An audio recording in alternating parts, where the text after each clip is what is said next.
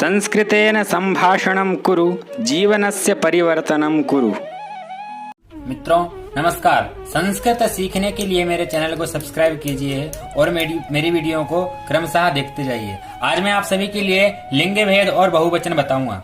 आइए सबसे पहले लिंग भेद जानते हैं। लिंग भेद संस्कृत के शब्दों में लिंग भेद किया जाता है। संस्कृत के शब्दों में लिंग भेद होता है और संस्कृत में सजीव निर्जीव स्त्री पुरुष का ध्यान नहीं दिया जाता है। यह ध्यान देना आवश्यक है कि शब्द कौन से लिंग का है।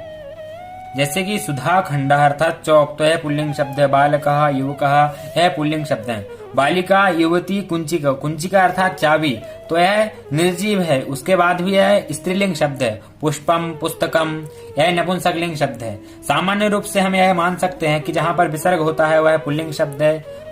सुधाखंडः बालकः युवकः यह जो दो बिंदियां होती है ना यह विसर्ग होता है और जो ऊपर बिंदी होती है उसे अनुस्वार कहते हैं। उसके बाद स्त्रीलिंग में जो आकार होता है ईकार होता है उसके लिए हम मान सकते हैं कि यह स्त्रीलिंग शब्द है। पुष्पम पुस्तकम जहां पर यह मकार होता है वो हलंत होता है उसके लिए हम मान सकते हैं सामान्य रूप से कि यह नपुंसकलिंग शब्द है।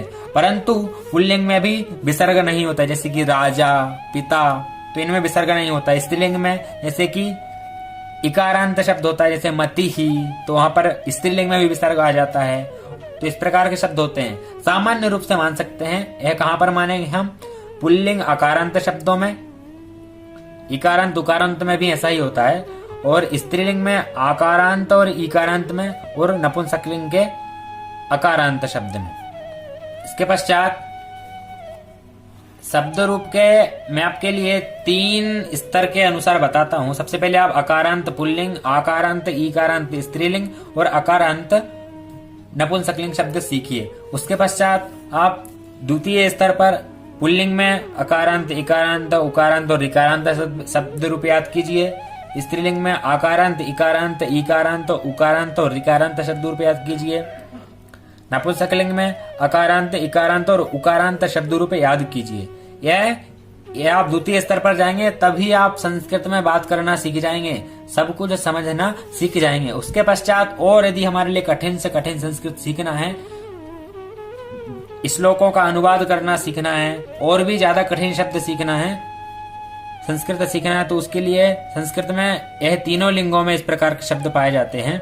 अकारांत आकारांत इकारांत ईकारांत उकारांत ऊकारांत ऋकारांत ऐकारांत ओकारांत औकारांत चकारांत जकारांत तकारांत दकारांत धकारांत नकारांत पकारांत भकारांत मकारांत रेफांत वकारांत शकारांत शकारांत सकारांत और हकारांत। तो लिंग भेद हमने यह समझ लिया कि इस प्रकार से लिंग भेद होता है। उसके बाद मैं आपके लिए बहुवचन शब्द बताता हूं।